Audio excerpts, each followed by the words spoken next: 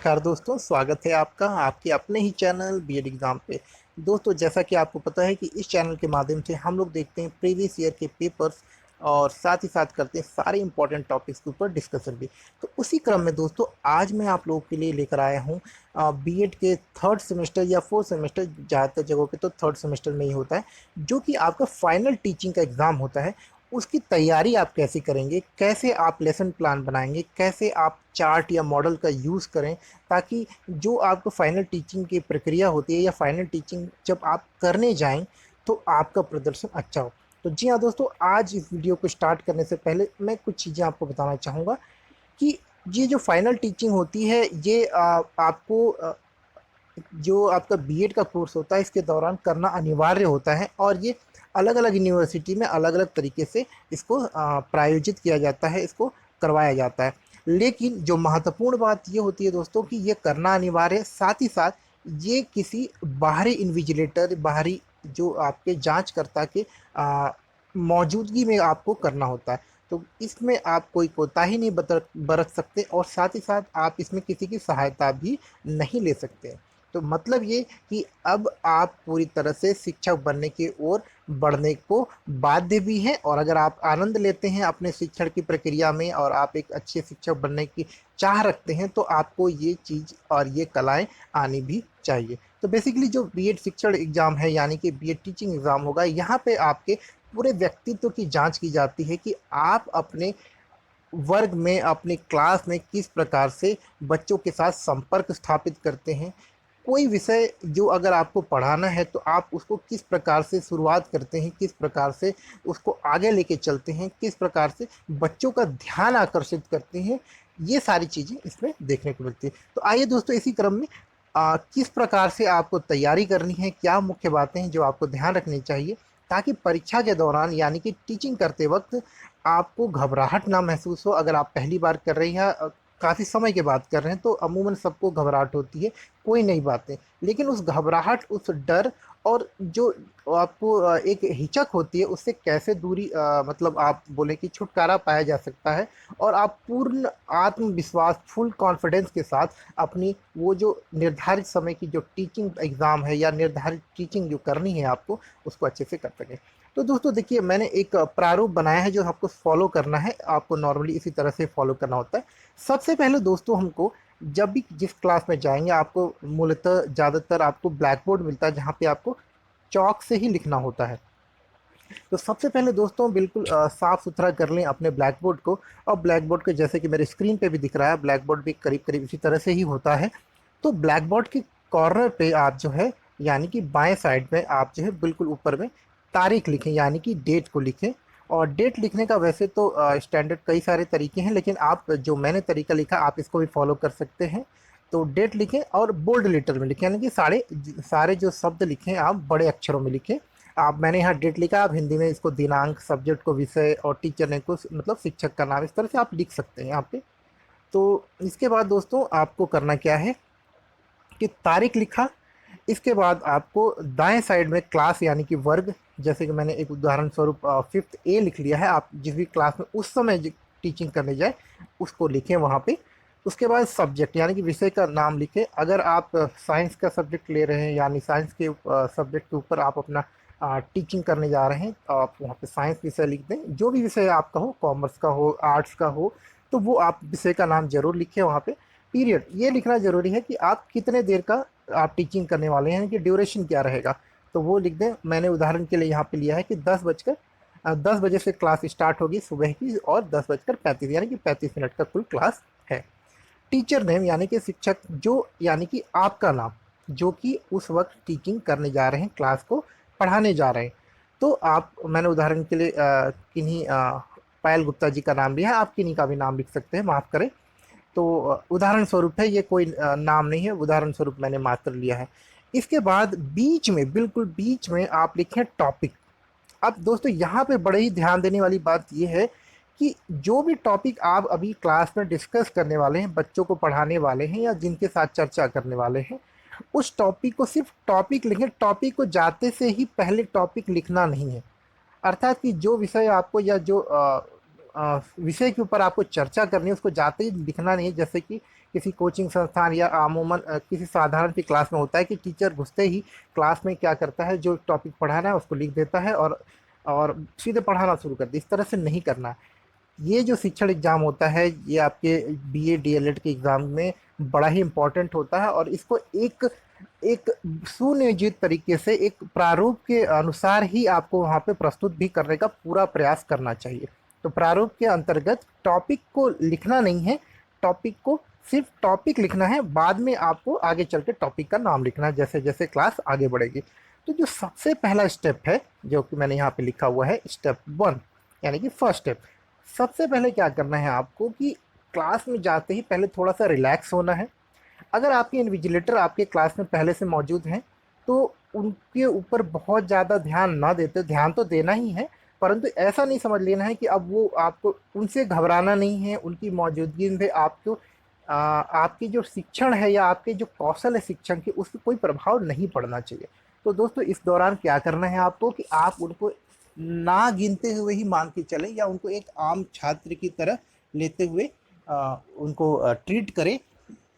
और हाँ, आपका जो लेसन प्लान है वो आप क्लास के पीछे बिल्कुल वहाँ पे चार्ट के रूप में लगा दें, जिससे कि आपको तैयारी करने में भी आसानी होगी, और साथ ही साथ उसके अनुसार आप अपने क्लास को, अपने जो टीचिंग करना है उस दौरान में, उसको आप प्रगति कर सकते हैं, उसको धीरे धीरे आप बढ़ा सकते हैं।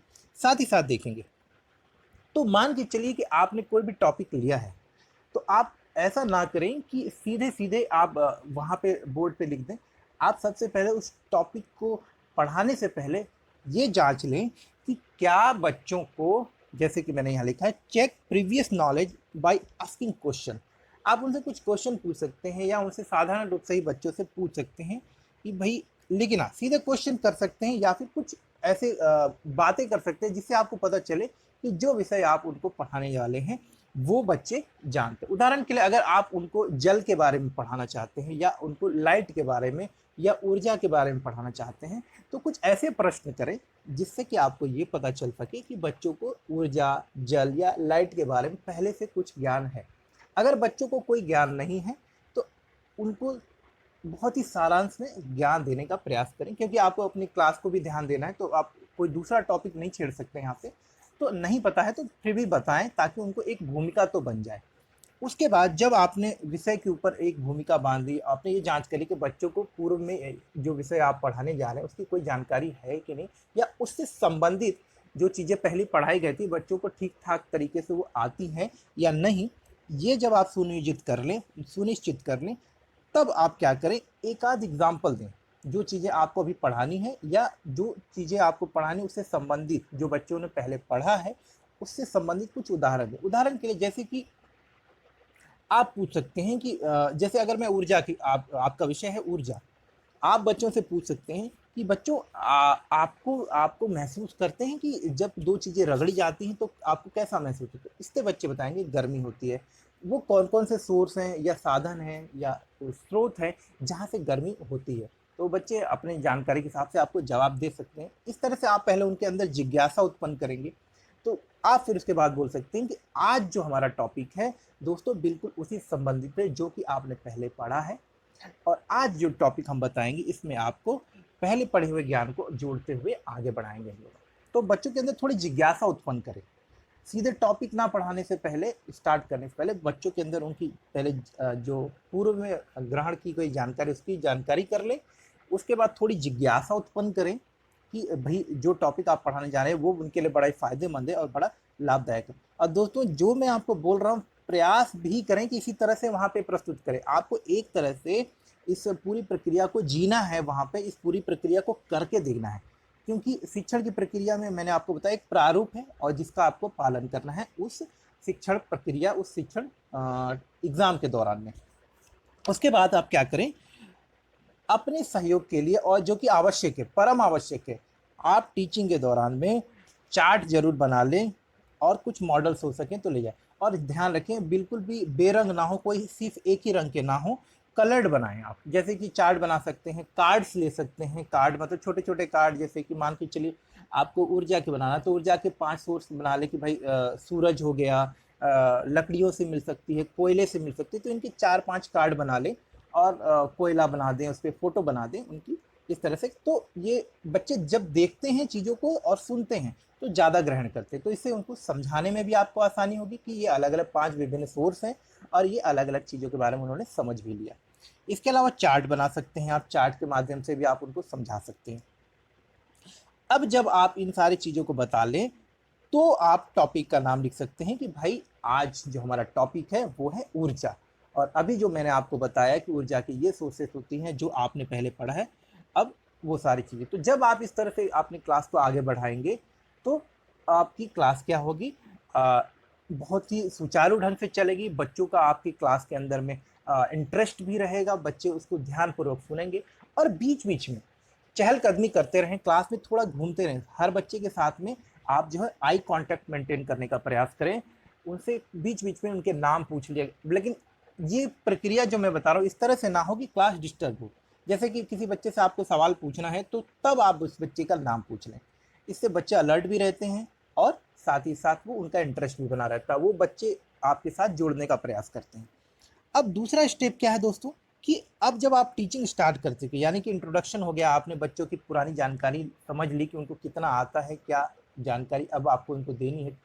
तो इससे आपको फ़ायदा क्या मिलता है कि आपको अब पता चल जाता है बच्चों का आकलन करने के बाद में कि बच्चों की वास्तविक स्थिति क्या है और वो कौन सा तरीका, जो आप पहले से तो तैयारी करके आते ही हैं, लेकिन वह जो वर्तमान स्थिति है उसमें वो आप क्या, कौन सा तरीका आपको अपनाना चाहिए जिससे कि जो बैच जिसको आप पढ़ा रहे हैं वो सही तरीके से समझ सके या समझाया जा सके। साथ ही साथ आपको शिक्षण के जो आपके अपने साथ जो चीज़ें लेकर आते हैं उसका भी चयन करने में आसानी होगी। अगर बच्चे चार्ट के माध्यम से समझ पा रहे हैं तो आप चार्ट पे ज़्यादा जोर दें और चार्ट के माध्यम से बता सकते हैं। लेकिन मॉडल चार्ट अगर बच्चों के समझ में नहीं आ रही हैं तो यानी कि उनका स्तर अभी वैसा नहीं है, तो आपको फिर दूसरी चीज़ों का इस्तेमाल करना पड़ेगा अगर क्लास में उपलब्ध है या आपने उसकी पहले से व्यवस्था की हुई है तो। ड्यूरिंग टीचिंग जब आप पढ़ा रहे हैं तो आपको क्या ध्यान रखना है, आपको किन बातों के ध्यान रखना है? आई कांटेक्ट मेंटेन रखना है। आई कांटेक्ट, लड़के हों लड़कियां हों, उनके साथ में आपको ध्यानपूर्वक बात करना है। इस तरह से बात करना है कि बच्चे घबराएं नहीं, बल्कि आपसे बात करने में उनको हर्ष हो, उनको अच्छा लगे कि हाँ शिक्षक हमारे ऊपर ध्यान दे रहे हैं। अगर गलती से कोई टॉपिक आपसे ऊपर नीचे हो जाए या गलत आपसे हो जाए तो बिल्कुल घबराना नहीं है। मनुष्य हैं, हर व्यक्ति से गलती होता है, चाहे वो कितना भी एक्सपर्ट हो। तो घबराएं ना। टॉपिक में अगर कोई गलती हुई या किसी भी प्रकार की आपसे कोई त्रुटि हो जाती है तो एक सभ्य जन की तरफ फॉर्मली आप उनसे सॉरी बोलें और एक्सक्यूज मी बोलें और उसके बाद वापस से उसको करेक्ट करें, कोई बुराई नहीं है इसमें। इसके बाद दोस्तों एक्सटर्नल के ऊपर बहुत ज़्यादा ध्यान देने की आवश्यकता नहीं, उसको साधारण स्टूडेंट की तरह ट्रीट करें। बीच बीच में आप चाहें तो उनसे भी प्रश्न पूछ सकते हैं कि जो आपने चीज़ें अभी बताई क्या आपको समझ में आई हैं। तो हो सकता है वो भी आपको बोले कि हाँ समझ में आगे नहीं आए, तो उनसे पूछेंगे। जब वो पूछे तो ऐसा ना सोचें कि अब मैं इनको बता रहा हूँ जो चीज़ें वो इसमें कमी निकालेंगे। वो एक छात्र के रूप में ही आपसे प्रश्न भी करेंगे और आपको उनको एक छात्र के रूप में ही संतुष्टिजनक उत्तर देना है। एक चीज बहुत इंपॉर्टेंट होती है टीचर के लिए, ब्लैक बोर्ड का यूज करना, साथ ही साथ अपने पूरे व्यक्तित्व का, शरीर का, बॉडी लैंग्वेज का यूज करना भी आपको आना चाहिए। तो जब आप टीचिंग करें, क्लास में खड़े रहें तो अपने बॉडी का यूज करें, यानी कि बॉडी लैंग्वेज का यूज करें। अपने चेहरे के हाव भाव को बदलें, अपने हाथों का बराबर इस्तेमाल करें, यानी कि जो हाथों के मूवमेंट का इस्तेमाल करें। साथ ही साथ एक जगह ना खड़े रहें, आप बिल्कुल हाथ को पीछे बांध कर या फिर बिल्कुल कोहनियों से सटाकर या फिर कमर के पास रख के इस तरह की कोई जेस्चर ना दें, इस तरह की हाव भाव भंगिमा ना रखें। साधारण है, सरल रूप से खड़े हों, आराम से खड़े हों और बीच बीच में चहलकदमी करते रहें, ताकि बच्चों के ऊपर आपका ध्यान भी रहे और आप भी बच्चों को ऑब्जर्व कर सकें, ध्यान दे सकें। इसके बाद दोस्तों बीच बीच में क्वेश्चन पूछते हुए बच्चों के नाम जाने, उसके बाद बच्चों से क्वेश्चन के बारे में कुछ और जानकारी अगर बच्चों के है तो वो भी जानने का प्रयास करें। ऐसा ना हो कि सिर्फ आप उनको वही बताएं जो आप उनको बताना चाहते हैं। कक्षा के दौरान में बच्चों के दृष्टिकोण को भी जानना एक शिक्षक के लिए बहुत महत्वपूर्ण होता है। तो बच्चों से भी उनके विचार, उनके दृष्टिकोण को समझने के लिए आप उनसे प्रश्न कर सकते हैं, भले वो गलत बताएं लेकिन उनके दृष्टिकोण को पढ़ें। जब बच्चे कुछ जवाब दें तो आप उनके जवाब को ब्लैक बोर्ड के एक कॉर्नर को, जो कि आप निर्धारित कर लें, उस साइड में आप उनके जवाबों को भी लिखते चले जाएं। अगर 4 बच्चों ने अलग अलग जवाब दिए हैं तो ताकि आप उनसे मेल कर सकें कि वास्तविक जो उत्तर होना चाहिए था उससे बच्चों के उत्तर कितने समीप है, कितना सटीक है या कितने पास तक सही है। इससे बच्चों के अधिगम यानी कि समझने की क्षमता और आप जो पढ़ा रहे हो उसको कितने हद तक वो समझ पा रहे हैं, ये भी आपको समझ पाने में सुविधा होगी। चार्ट और मॉडल का भी बराबर इस्तेमाल करते रहें, चाहे तो बच्चों को भी उसको देखने समझने के लिए दें ताकि बच्चे उसको भलीभांति समझ सकें। और बीच बीच में पानी पीना हो, कुछ भी हो तो आप करें, निश्चिंत होकर करें, इस घबराने की जरूरत नहीं है। आप जितना कॉन्फिडेंट होकर क्लास में आप अपना टीचिंग करेंगे वो चीजें आपको उतनी ही मदद करेंगी। अब जरूरत पड़े दोस्तों, क्लास के दौरान में समय है तो एक छोटा सा डिस्कशन कर सकते हैं। आप चाहें तो बच्चों के बीच में आप टॉपिक को डिस्कस करने के लिए बोल सकते हैं। छोटे 2-4 ग्रुप बना दे बच्चे, अगर बहुत ज़्यादा बच्चे नहीं है तो 4-5 छोटे छोटे ग्रुप बना दे कुछ मिनट के लिए, और बच्चों से फिर बोलें कि अब आप अपने ग्रुप के अनुसार अब इन प्रश्नों का या आप अपने जो विषय हमने पढ़ा है उसको प्रस्तुत करें। इस तरह से बच्चों की समझ भी बढ़ती है और एक दूसरे के साथ ग्रुप में काम करने की जो क्षमता होती है उसका भी विकास होता है। और ये जो हमारे एनसीएफ या जो हमारा आप कह सकते हैं जो नियम जो बहुत सारे बनाए गए हैं, और एनसीएफ 2005 राष्ट्रीय शिक्षा नीति 1986 के अंतर्गत जो करिकुलम के जो होनी चाहिए चीज़ें, उसका भी एक बहुत महत्वपूर्ण अंग है। पढ़ाई करते वक्त बच्चों को बताते वक्त में इस बात का ध्यान रखें कि आपके द्वारा ब्लैक बोर्ड पूरी तरह से कवर ना हो। आपको इस तरह से खड़ा होना है कि आप लिख भी पाए। आपको इस तरह से लिखना है कि आप लिखते वक्त ब्लैक बोर्ड कवर ना करें, और एक बड़े अक्षरों को मेंटेन करके रखें, यानी कि एकदम छोटे छोटे शब्दों में, भद्दे शब्दों में ना लिखने का प्रयास करें। शब्दों को बड़ा बड़ा लिखें और थोड़ा उच्चारण जोर से करें ताकि बच्चे उसको समझ पाए। मिटाते वक्त में किसी पंक्ति या किसी शब्द को धीरे धीरे मिटाएं और ऊपर से नीचे की ओर मिटाएं ताकि जो धूल होती है डस्टर की वो नीचे गिरे, ना कि ऊपर की ओर, और धूल धूल ना हो बोर्ड पर और आपके कपड़ों पे भी वो गंदगी ना करे। और बीच में इस बात का ध्यान रखें क्लास में कि अपने लेसन प्लान को भी आपको मेंटेन करना है। जिस क्रम में आपने लेसन को डिजाइन किया, जिस क्रम में आपने चीज़ों को बताने के लिए पहले से प्लानिंग की है, उस क्रम को भी आपको मेंटेन रखना है। साथ ही साथ अगर कोई बच्चा शरारत कर रहा है, कुछ भी कर रहा है, तो डांटना नहीं है बिल्कुल भी, ये बिल्कुल अलाउड ही नहीं है। तो आपको डांटना नहीं है, बच्चों के साथ इस तरह से संपर्क करें या बच्चे को इस तरह से आप टोकें कि बच्चा समझ भी जाए और वो क्लास का डिसिप्लिन भी खराब ना करे। दोस्तों अगर बीच में आप पढ़ाई करते वक्त में, पढ़ाते वक्त में ऐसा कोई टॉपिक है या ऐसा कोई विषय जिसको आपको लगे कि आप ठीक ठीक उसका सटीक उत्तर नहीं दे सकते या अभी आप वो तैयार नहीं है, तो आप उसको स्किप कर सकते हैं और आप बोल सकते हैं कि इसको मैं अगले क्लास में बताऊंगा, अभी मैं आपको ये टॉपिक कर सकते हैं, क्योंकि गलत बताने से बेहतर है कि आपको ये चीज़ें सही सही बताएं। परंतु दोस्तों आपसे मैं बार बार वही कह रहा हूँ कि टीचिंग करने से पहले आप 3-4 बार पहले घर पे खूब अच्छे से प्रैक्टिस कर ले, ताकि वहां पर आप 1 घंटे का लेक्चर रेडी करके जाएं, ताकि अगर आप बीच में एक आध टॉपिक भूल भी जाएं तो आपकी कंटिन्यूटी मेंटेन है, लगातार आप बात करें, जिससे कि आपकी क्लास बोरिंग भी ना हो और ऐसा भी ना लगे कि आपने कहीं कुछ छोड़ दिया है। क्लास लगातार लगेगी तो आपको तैयार कितना करना, आधे घंटे की क्लास के हिसाब से आपको कम से कम 40 से 50 मिनट की सटीक तैयारी करके जानी है, ताकि आपका कुछ भी मिस ना हो। कोई क्वेश्चन नहीं जानते हैं या कोई टॉपिक में आपको थोड़ा डाउट है तो गलत ना बताने का प्रयास करें, आप उसको छोड़ सकते हैं। मॉडल चार्ट तो जैसा कि मैंने आपको बताया पढ़ाएं, और उन मॉडल चार्ट को सिर्फ पढ़ने के लिए ना दें, मॉडल चार्ट को एक्सप्लेन भी करना है और बच्चों को भी बोलें कि अब आप उनको समझ गए हैं तो अब आप उनको एक्सप्लेन करें। और जैसा कि मैंने बताया दोस्तों कि ये सारी चीज़ें आपको ध्यान रखनी है और साथ ही साथ में एक पोलाइट वे में बात करना है और बिल्कुल ना घबराएं, कॉन्फिडेंटली जाएं, अपना पूरा प्रदर्शन करें। ये आपके लिए एक बड़ा ही स्वर्णिम अवसर भी है। अगर इस बार आपने अच्छा कर दिया तो आपके अंदर वो जो आत्मविश्वास आएगा ना दोस्तों, वो आपको दुनिया के उस पार ले जाएगा, यानी कि उस जो अच्छा शिक्षक आप बनने की चाह कहीं ना कहीं दिल में रखते हैं उसके बहुत ही करीब लेकर जाएगा। तो उम्मीद करता हूं दोस्तों कि जो चीज़ें मैंने अभी बताने का प्रयास किया, कहीं ना कहीं छोटी सी मदद आपको ज़रूर मिलेगी और आपके जो स्वर्णिम जो आप सपने हैं, जो शिक्षक बनने का जो मार्ग है, वो कहीं ना कहीं प्रशस्त होगा। तो इसी आशा के साथ मैं आपको ढेर सारी शुभकामनाएं देता हूं आपकी आने वाली शिक्षण परीक्षा के लिए।